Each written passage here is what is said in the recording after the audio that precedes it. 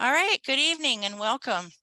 My name is Ruth Griffith, and thank you for joining Snow Isle Libraries for Black Love Matters, Real Talk on Romance, Being Seen and Happily Ever Afters, which, by the way, is also the title of the book by tonight's speaker, Jessica P. Pride. First, some housekeeping. Your mics are muted. Please use chat to ask questions, and we will use chat on our end to share links to any lists and websites mentioned today. After Jessica's presentation, we'll have time for questions. You're welcome to submit questions in chat at any time, and we'll get to as many as we can at the end. If you'd like to turn on captions for this event, we will drop the instructions in the chat box here. This event is being recorded and will be available on our YouTube channel with captions in a week or two. And I'd like to introduce tonight's speaker. Jessica P. Pride is the editor of Black Love Matters, this wonderful book, an incisive intersectional essay anthology that celebrates and examines Black romance with contributions from Black readers and writers with varying interests and experiences in the worlds of Black love and romance. Jessica is the co-host of the When in Romance podcast. She is a contributing editor for Book Riot, and she's a librarian for a public library in Arizona. Jessica, I know you are an extremely busy person and you're even in a different time zone. So I thank you so much for taking the time to be here with us tonight, and welcome. It's a pleasure having you here. Thank you very much. I am really excited to be here and to talk about Black Love Matters, the book, and why Black Love Matters in general. So I am going to be talking a lot this evening, and therefore I have created some things for folks to look at instead of just my face. So please feel free to follow along in any way that you want. I'll be putting some stuff up on the screen, and I won't have any links, but you can definitely search and read about things as I'm talking about them. And also, as Ruth mentioned, please feel free to put any questions in the chat. I am happy to answer things to the best of my ability, and maybe get some contact information or give you mine if I am not quite able to do it right now. So why don't we go ahead and get started? All right, so the name of this presentation is one that I can easily remember because Black Love Matters, Real Talk on Romance, Being Seen and Happily Ever Afters is the name of my book, and I have had to say it a lot. Oh, go back. So you're going to be talking about the history of Black romance a little bit as I have learned it from some of the greats. We're going to be talking about Black Love Matters, the book. And because I can't help myself, I'm going to be offering up some recent book recommendations. I am very bad at all-time book recommendations, but I'm really good at things that I remember reading recently. And then we can do some Q&A. I'll also stop every once in a while to see if Ruth has picked up some questions in the chat, mostly because I can't see the chat. So there will be a couple moments where I'll ask if there are any questions, and then, as I said, and as Ruth said, there will be time for questions at the end. So first, a little about me. As mentioned, I am a librarian. I am currently a collection development librarian, which doesn't mean a lot if you don't work in libraries, but it means I get to buy books most of the time. And that means I get to personally have a hand in what my library's collection looks like, which means I have to try really hard not to buy every single romance novel that I see. But that is what I do on the regular. So I see a lot of titles, and there are a lot of things that I find myself wanting to read. Unfortunately, there is just not enough time in the day. I have a long history with romance novels. I was first introduced to romance before I should have been, which is a story a lot of romance readers can tell. I picked up one of my mother's Jude Deveraux novels when I was probably 10 or 11. And I want to say I didn't look back, but really, I had a few ups and downs. Like, second half of high school was mostly Pride and Prejudice fan fiction. End of grad school was mostly Twilight fan fiction, but those are essentially free romance novels. But I came back to romance as a librarian as sort of a way to get away from the day-to-day of my work. And when I started writing for Book Riot, I started writing more and more about romance. So I started reading more and more romance until it sort of enveloped my life. And now I really haven't looked back, and I am very happy for it. So I wanted to start out with the idea of the history of Black romance, and different people will tell you different things about how Black romance was established. I got my learning from Miss Beverly Jenkins, who is a historical romance author and who contributed to my book with a brief history of African American romance. And she cites Isla Leroy, or Shadows Uplifted by Frances Ellen Watkins Harper, as the first known Black romance novel. It was published in the 1890s and features the love story between a woman and a man who are both Black in the days during and after the Civil War. So it is what many highlight as the earliest known Black romance novel. And it also falls into the romantic genre, as it were. So if we're talking about Jane Eyre and we're talking about that era, then this also can fall into that.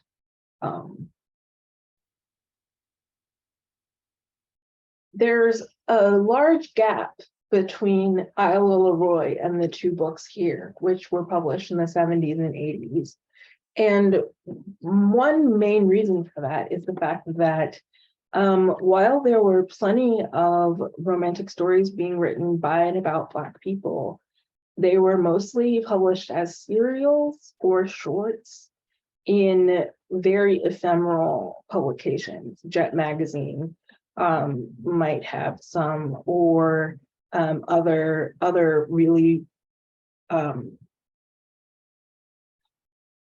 books that were just easy to sort of throw away. They would be read, they would turn yellow. You've seen the penny books of the olden times. So that's what those were. So while there is record of them existing, I have had a hard time myself finding actual titles and covers and that kind of thing. I want you to know that they exist, but really when Black romance started for modern era was with authors like Sandra Kitt. Adam and Eva was published in the 80s. And Alan Shockley was the first known Black lesbian romance author. And this Loving Her was actually published in the 70s. And so Sandra Kitt is actually still writing. She has a book coming out in May. And Alan Shockley is still around, but she's not publishing romance the way that she was in the 70s and 80s, and even into the 90s. Where we really can start looking at Black romance as it is today is with the two BJ authors. Beverly Jenkins and Brenda Jackson are highlighted and touted so much that for some reason people sort of combine their names sometimes. Miss Bev has mention how many times someone has called her Brenda. But Night Song was Beverly Jenkins's first historical romance, published in 1994. Tonight and Forever, Brenda Jackson's first, published in 1995. So they've been around for a long time. Miss Brenda is a frequent flyer of romance. She is on her way to her 150th romance novel in the next couple of years. So she is just amazing. And Miss Bev has written so many, probably more than one a year, but not quite at the 150 point. These two books, neither of these covers is one that any of us can find. And if someone has one, then we sort of fight over it.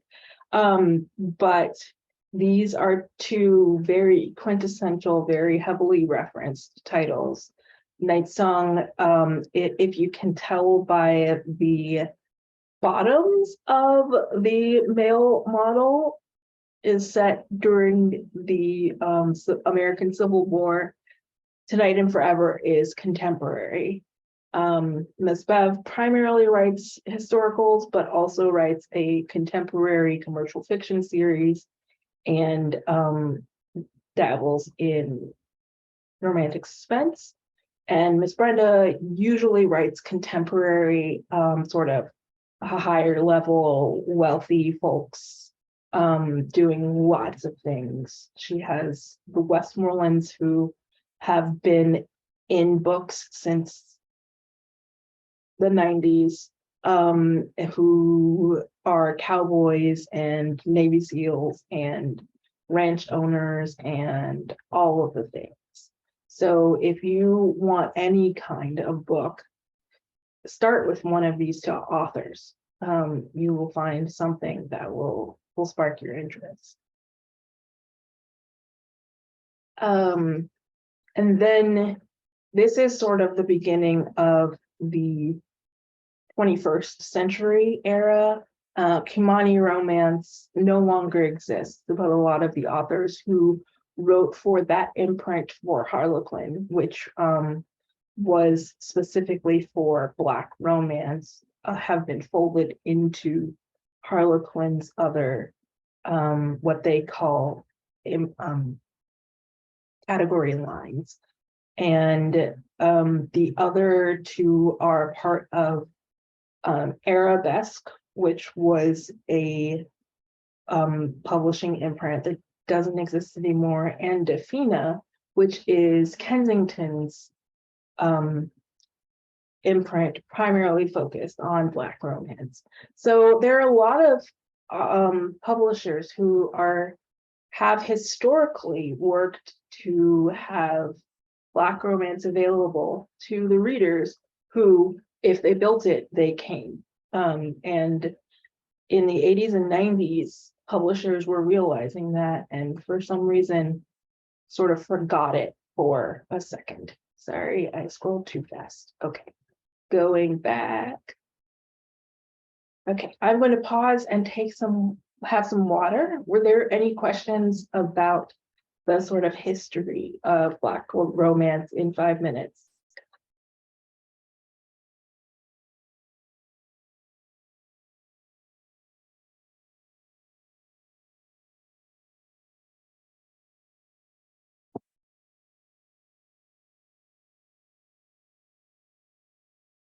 All right, well, I will keep going then. So as Ruth mentioned, in 2022, I edited and published Black Love Matters, Real Talk on Romance, Being Seen, and Happily Ever Afters. It is a collection of nonfiction essays by people who have some sort of connection to romance, whether in print or on film or in the mind or wherever. And so the contributors that wrote essays were, as I mentioned, Beverly Jenkins, who wrote a brief history of historical romance, starting with Isla Leroy and ending with the present day, somehow managing to put that in 20 pages, which is fantastic. Ali K. Parker, who is a romance podcaster and who actually mostly talks about romantic comedy in the real world, but here she talks about representation. Carol V. Bell, who is a former contributor to Book Riot, who is also a romance academic, as it were. Margot Hendricks, who is also an academic and also writes romance as Elizabeth Grace.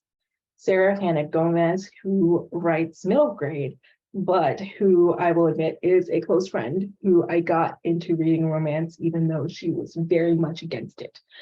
So she reluctantly joined the fray and then wrote about how it broke her dichotomous key, which I love as a phrase.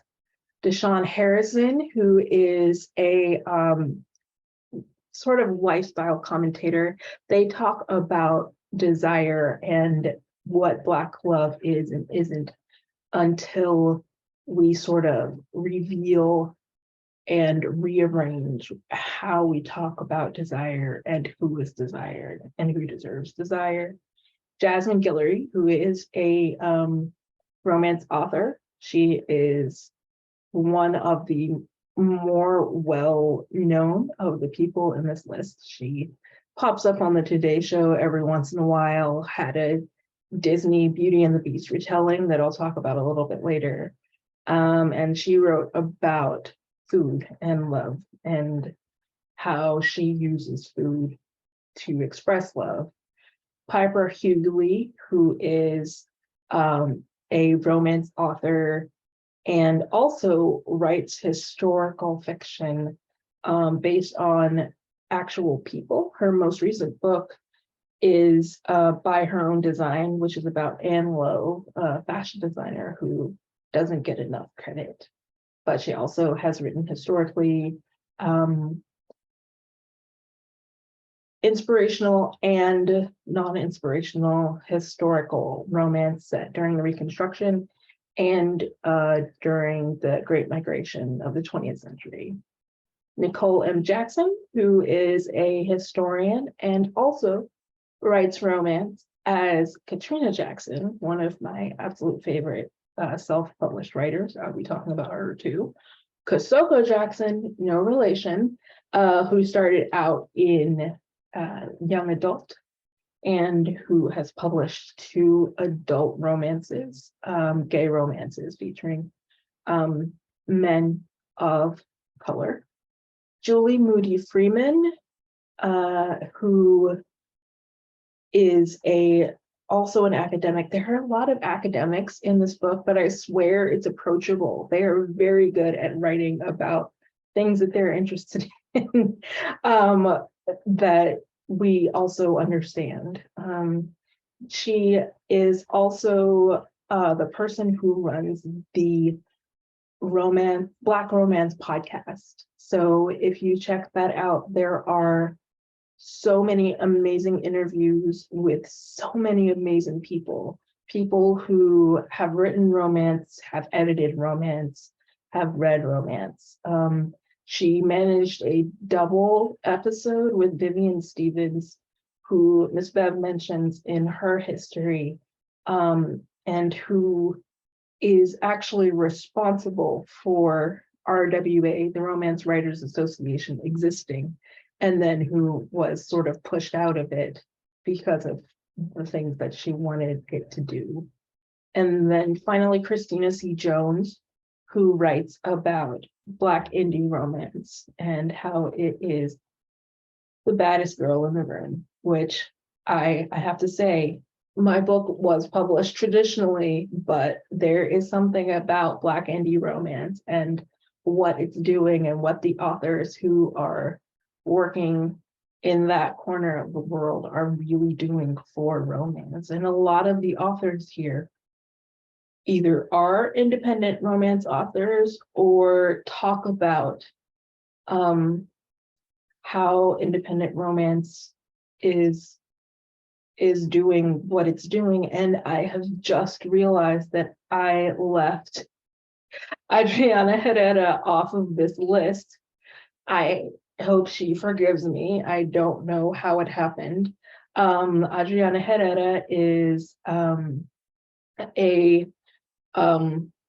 author who has published independently and also publishes traditionally. Her most recent work is historical fiction about Caribbean women who have to do things, and they're great.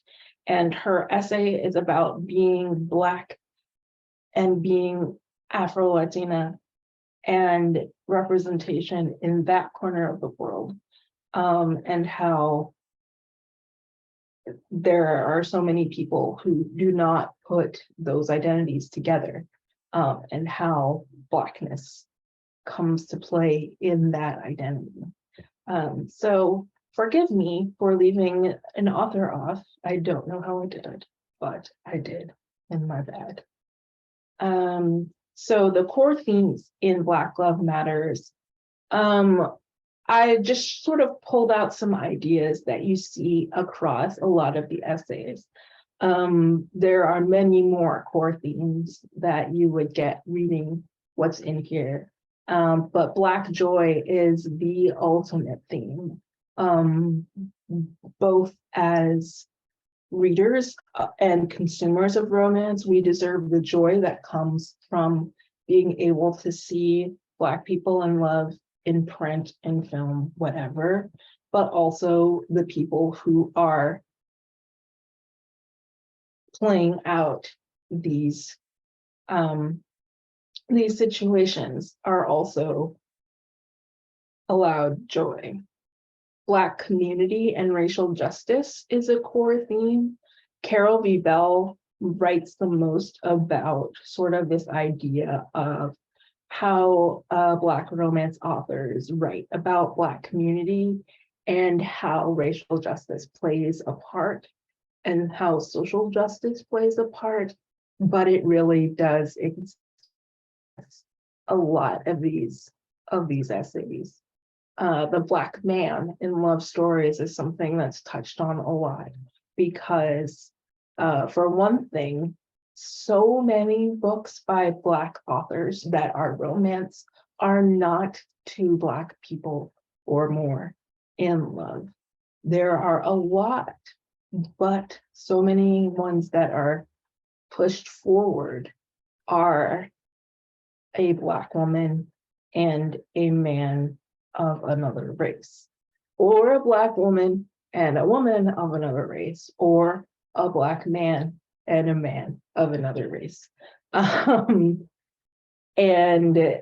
actually talk about that in my essay because I decided I had things to say, so I went ahead and contributed an essay to the group. But Piper Hughley in particular talks about the Black historical hero and how that person has to be a certain way or they are not accepted as a hero. The importance of representation is, of course, scattered across this entire book because the idea of Black love mattering means that Black love has to be there.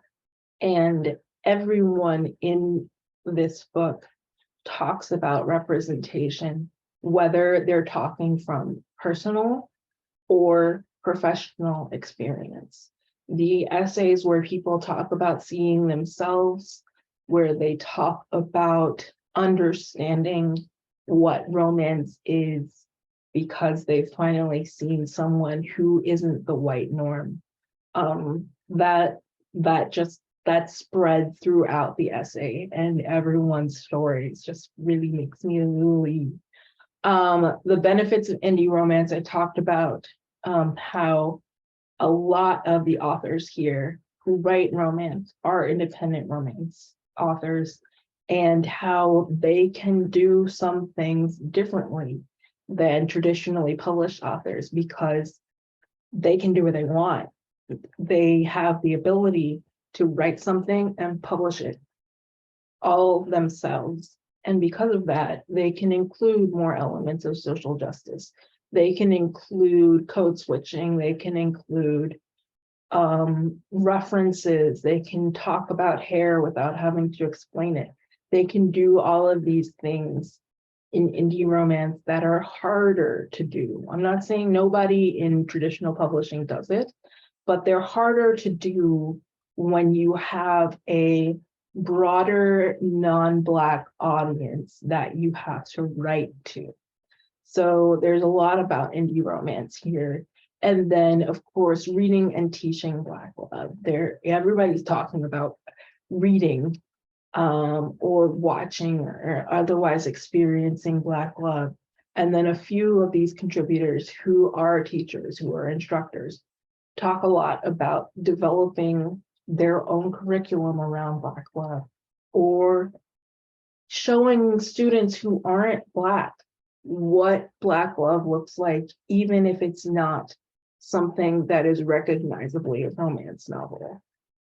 So these essays are something that I can talk about back and forth because I have read them a lot of times. But each one is just different enough that it doesn't feel like you're reading the same story over and over again, which I know some anthologies might feel like. But this one covers a lot of the bases. Okay, I'm going to take a second. Were there any questions about that segment? I do not see any questions coming through in chat, so I think we're going to give you a little water break, and then if you want to just keep going, you're welcome to. Thank you. Great. Okay. I mentioned that because I can't help myself, and I love Reader's Advisory, that I would mention some recent favorites that cover a lot of types and themes.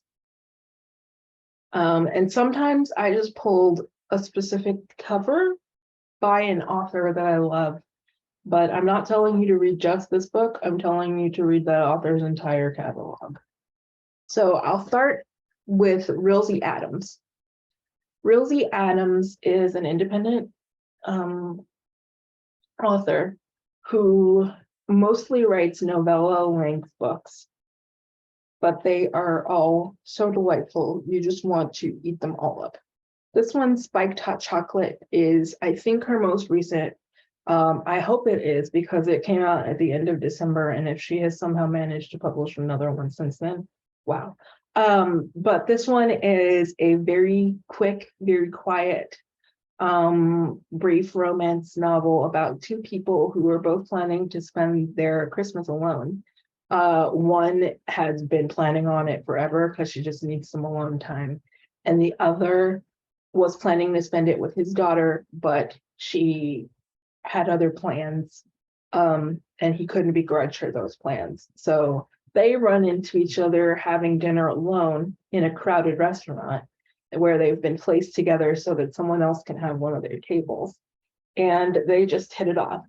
And the rest of the story is what happens in those few days. I like to call these stories extreme first dates because I have read several romances where it's like they spend a lot of time in a short amount of time together, where if someone was dating, that amount of time that they spent together would have been probably over the course of several weeks. So, and actually Layover by Katrina Jackson, which is in the middle of the screen, is similarly extreme first date like. Rare Danger. I mentioned that Beverly Jenkins dabbles in romantic suspense, and she has mentioned that the most recent historical romance that she published last year, To Catch a Raven, was her last one in that series, and she might be going back more seriously into romantic suspense. So we'll see, and I hope it's more like this one. Rare Danger involves a librarian who does not work for a library. She actually is a private librarian where she has expensive clients who ask her to fill their shelves, and she does it, or acquire something for them that they want specifically. And she gets mixed up in some rare danger because of one of her family friends and regular antique dealer connections who apparently has done something wrong and is on the run, and his partner has been murdered. So we have her and her most recent client, who it turns out is in security and who has to, well, he doesn't have to protect her, but he has to. He can't help but protect her and help her figure out how to get around this problem that she's having. So this is her newest romantic suspense, and a lot of her historicals have an element of action adventure in them. So if you want something like that, after you read this pretty short book, it's a novella, it's published through Montlake, Amazon's publisher, so it's a little harder to get in some formats. Then I would definitely check out her her historicals. Like the most recent one, To Catch a Raven, is a heist book. Heist book. It's great. They have to steal the Declaration of Independence, and I am not joking. It's a copy, but they have to steal it anyway. Honey and Spice by Bolu Babalola was one of my favorite audiobooks from 2022. It's I can't remember the narrator's name, but she is just fantastic and dynamic. And it is a campus set British romance where a student who is also a radio host who talks about things happening on campus develops a nemesis academically and just generally on campus. And unfortunately, they have to work together to do something. And also at some point, she's trying to get away from someone and kisses him, so they have to pretend to date. So this is a campus set, fake dating, academic rivals romance. It's great. I can't tell you anything besides it's great. Bolu Babalola is one of my favorite new authors. And I look forward to what she writes next. Down below that is Nobody's Princess, the most recent book in the Wild Winchesters series by Erica Ridley. And this is, I think, Erica Ridley's first book where she can feature both Black characters. And I cannot guarantee you that that is correct, but I'm pretty sure. And the Wild Winchesters series is about a family. They are basically the Bat family, or like Leverage cast. So this, or Umbrella Academy, this older kind of eccentric duke has adopted all of these kids and taught them how to steal. And so there's this family of grifters and people who can disguise themselves as anything. And the gentleman in Nobody's Princess grew up in the circus, so he does Regency era parkour. And there are shenanigans in the whole series, and this one is the same. I really enjoy those all together, but was very, very excited about the fact that there was one with two Black characters. And Erica was too. I mentioned Katrina Jackson. She contributed to my book, and I was determined to have her as a contributor because of the characterization that she puts on almost every character. She has written many, many books, and they are all great. Layover is, as I mentioned, one of those extreme dating books that involves an influencer who is going to be on a day-long layover and has an online relationship with a guy who has a podcast. And she decides that she'll appear on his podcast while she's on her layover, but also they have lots of online chemistry and want to see if that plays out in person. I'll Come Back for You is a scary book. I did not think that I would be legitimately scared by a romance novel, even though look at that cover. It's just, it's darkness incarnate. But it's about two sisters who inherited a bed and breakfast that is haunted. It is literally haunted. Like, there's no ifs, ands, or buts about it. And one of the sisters calls a ghost hunter show called Ghost Hunters because the person who, the star of the show, used to be a football player, so Ghost Hunters. The cameraman, because it's a small crew, is someone that the other sister has had a romantic relationship with and then not seen. So this book is mostly about them sort of figuring out how to be together again. But it is also about a really scary ghost and the fact that the ghost hunters have never actually encountered a real ghost before. They have now.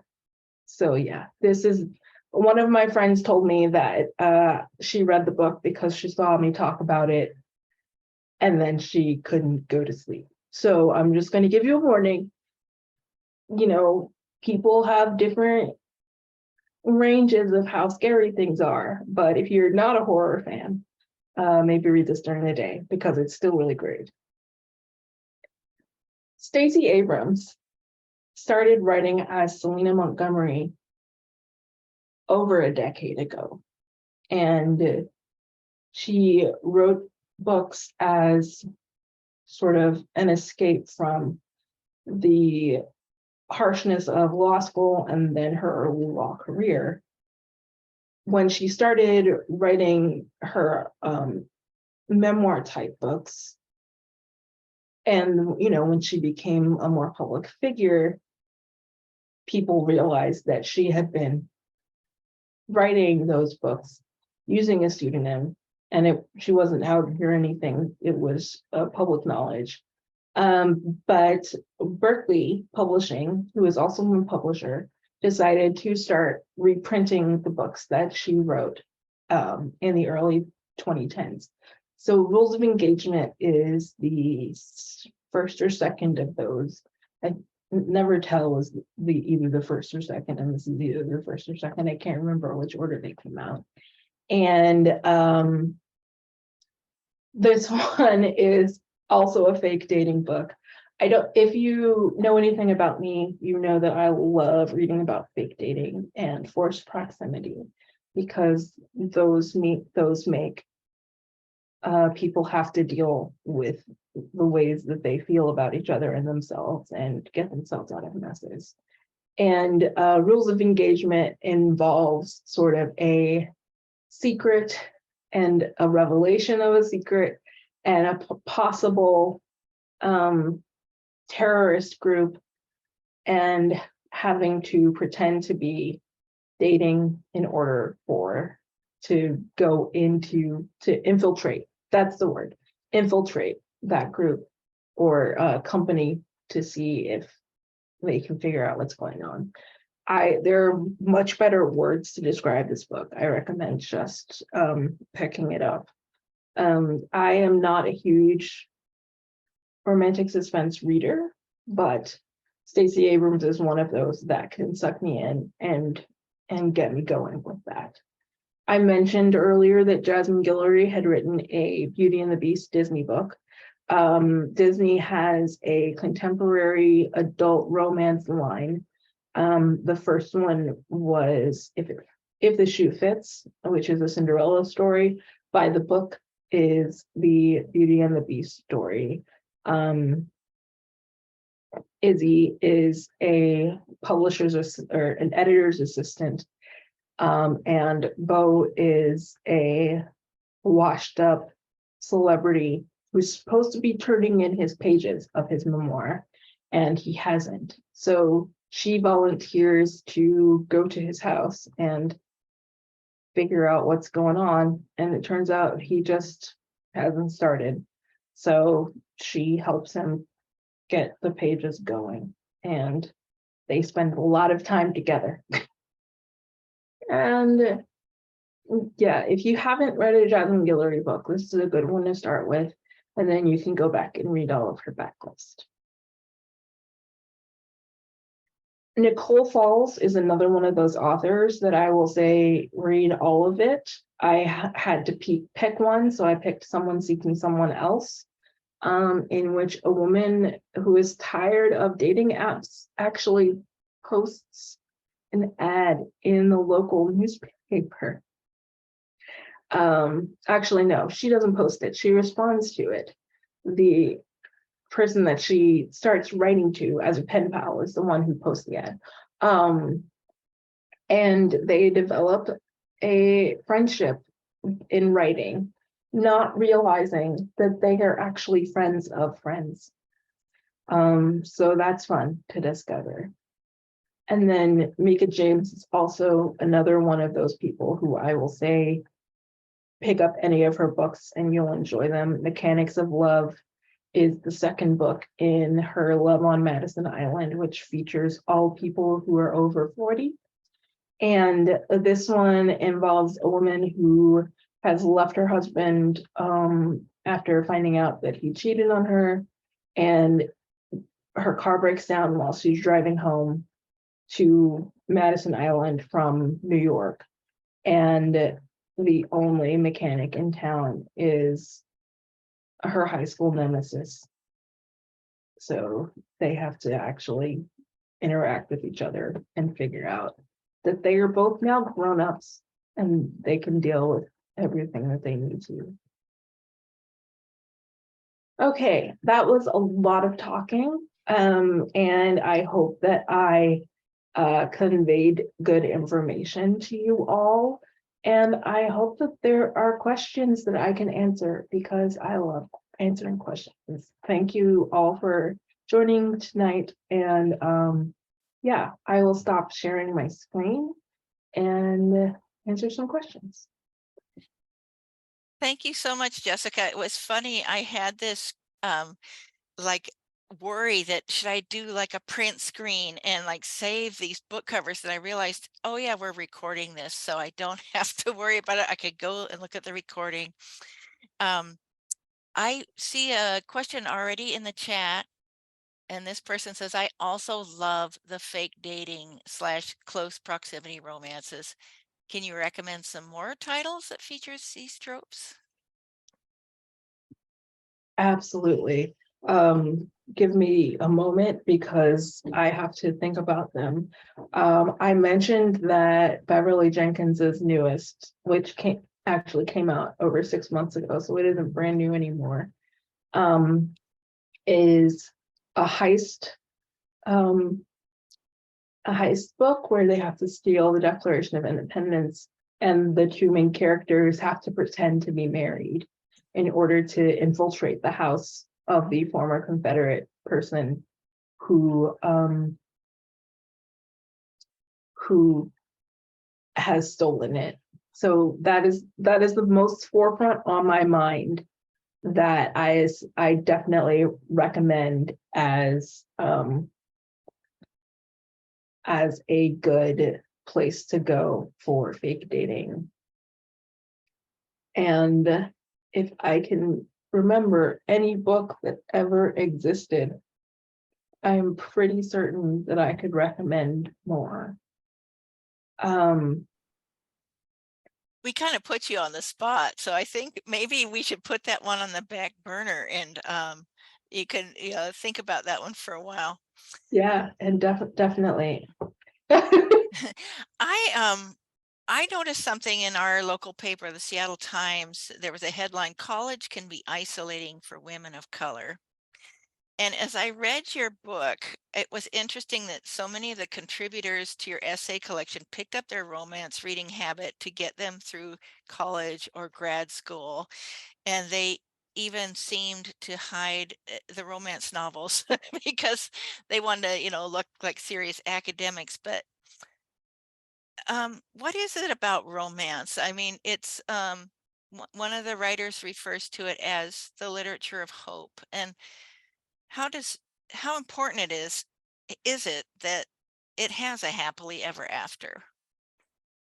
I mean, it's so important that happily ever after is the key thing. It's probably the key reason that I have continued to pick up romance day in and day out, because you are making a contractual agreement with the author that this story is going to end in an emotionally satisfying way. Nobody's going to die. Nobody's going to be sad and alone.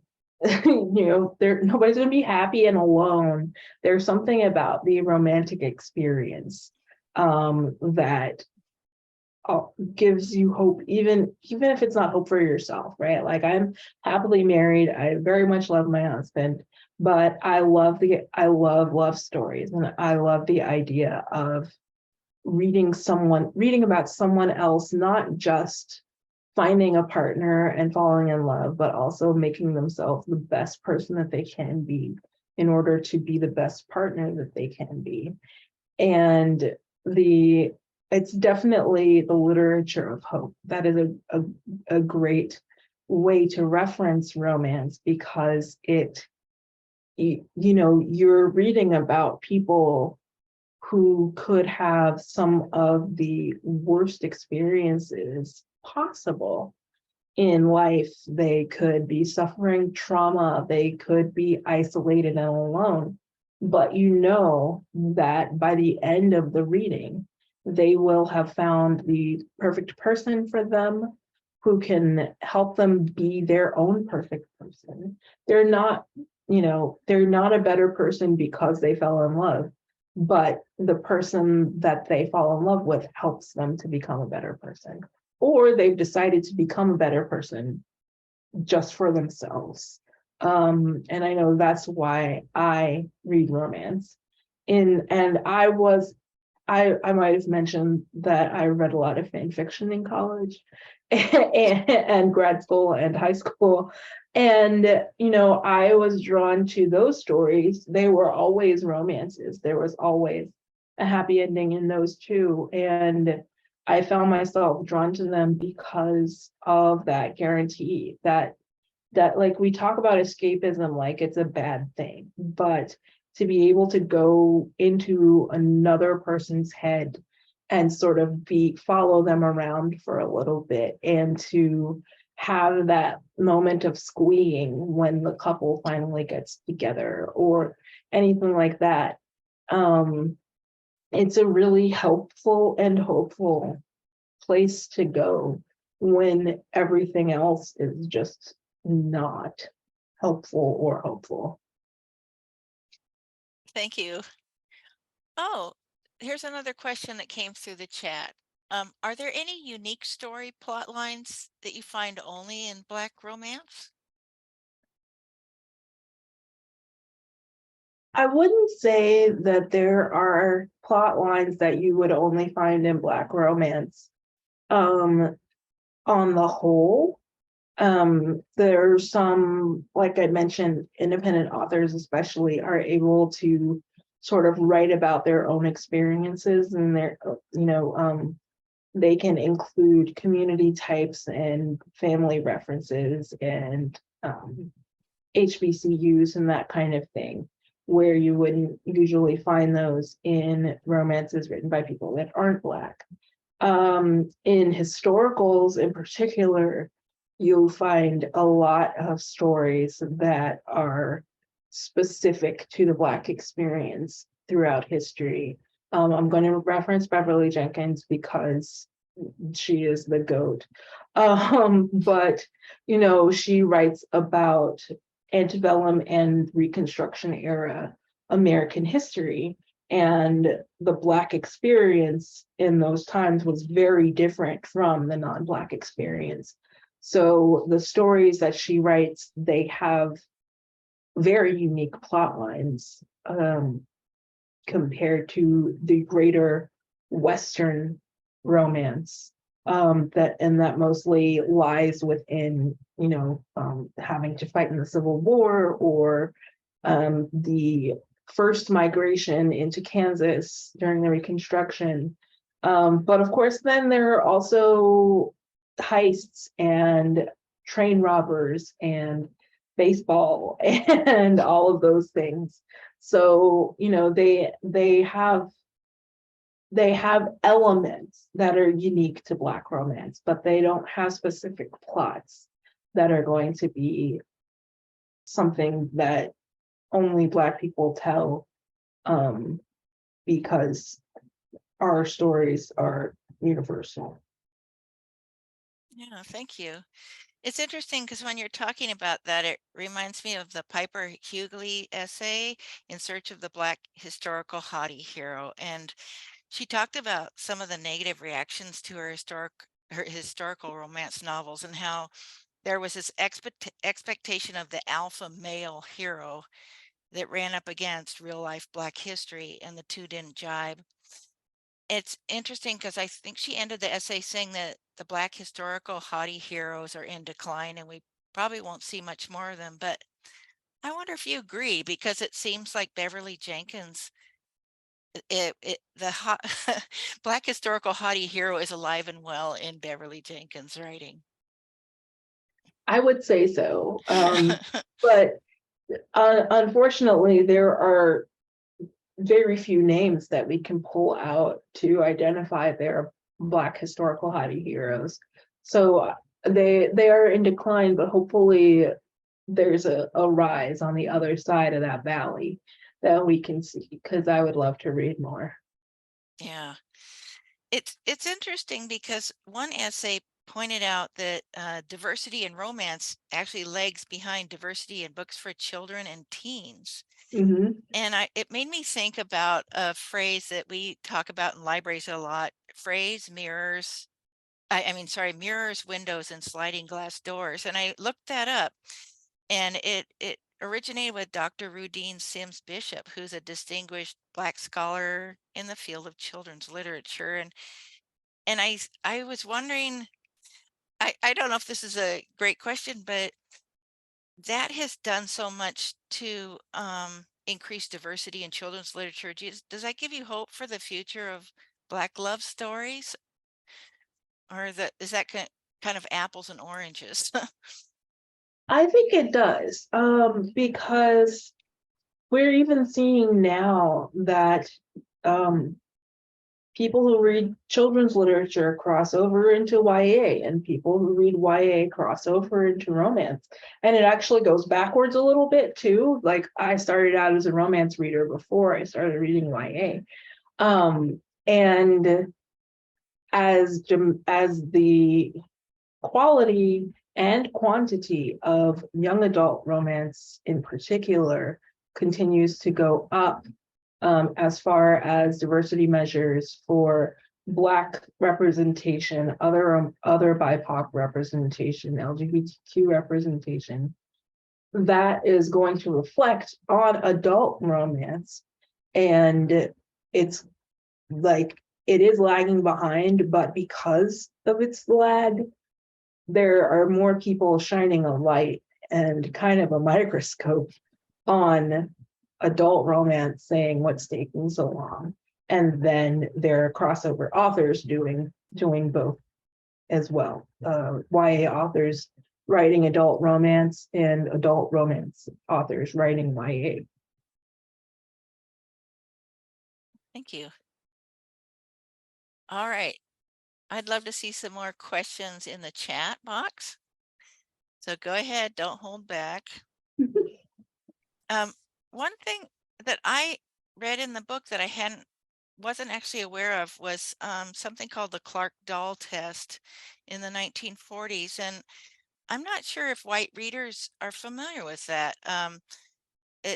Do you mind telling listeners about that study? And it really points to how important it is to see yourself represented.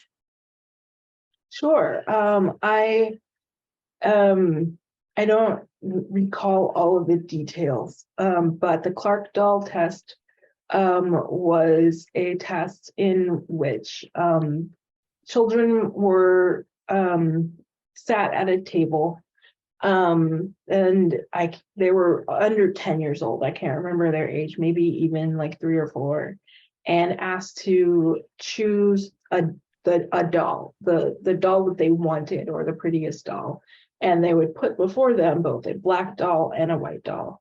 And even Black children would choose more often the white doll, because some form of media at that point, there might have been some television, but film, and even just sort of living in the world, indicated that the white doll would be the one that you should choose. That would be the prettiest doll. And the Clark-Doll test, there was some writing about it, and if you have the book, there is a citation for it with a link. Where the original publication, I don't think, is in print anymore. So one of our American universities, I can't remember which one, was kind enough to upload it as a PDF, so that you could read the article with the findings of that test.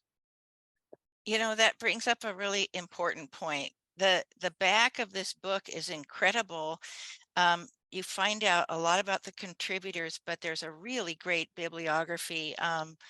The first one is an article from The Atlantic, the most likely person to read a book, a college-educated Black woman. All this research and all these things, and you can just click on and read the article. So make sure to check out the bibliography. A wonderful thing as well is there's a referenced and recommended section where Jessica lists all the books in the order they were mentioned in this essay anthology. And then there's also mention of film and television, and then some really great URLs for online groups, Well-Read Black Girl Book Club, and so on. Right now, we have copies of the book in Snow Owl Libraries, and we also have no wait ebook access for her title as well. So I really recommend that you get your hands, or get this book on your device, your mobile device. And as she said, it's just a joy to read. It's not the academics make it's just fascinating. I just learned a ton from this book, and it's just a delightful read. Also, I know she mentioned Alyssa Cole in the book quite a few times. I did read Agnes Moore's Wild Night, and I loved it. And here at Snow Isle, we have it's a featured book by Alyssa Cole. You know, it's escaping my mind. It has the word princess in the title, but go ahead and visit our website and go right to our ebook section, and you can get that book with no waiting. And Jessica, I think we've run out of time. I want to thank you so much for this wonderful program. I want to thank everybody that tuned in and submitted questions, and thank you for joining us. This event has been recorded. The recording will be available on Snow Owl Library's YouTube channel in a week or two. And you can find recordings of other past events by visiting Snow Owl's website, then clicking on events, and then clicking on event recordings. So thank you so much. And I think we're going to wrap up now. So I'll say good night. Thank you all. Thank you.